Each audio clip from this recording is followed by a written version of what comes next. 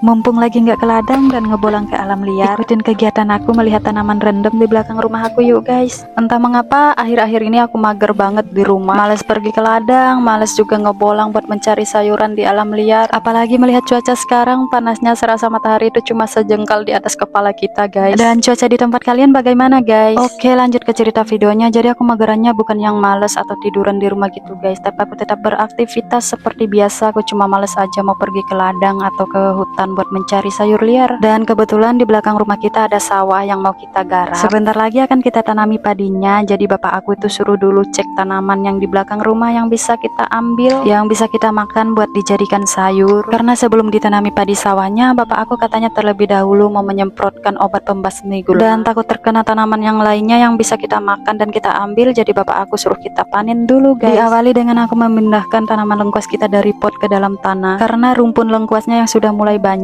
Kemudian aku lanjut melihat buah nanas kita yang sudah tumbuh besar, dan sebenarnya buah nanasnya belum siap dipanen, tapi ini udah lumayan tua juga sih guys. Jadi langsung aja aku ambil, takutnya nanti busuk kalau terkena obat yang disemprotkan bapak aku. Nah, seperti biasa kalau aku mengambil buah nanas, mahkota yang ada di atas buah nanasnya itu pasti aku tanam kembali biar nanti tumbuh tanaman nanas baru.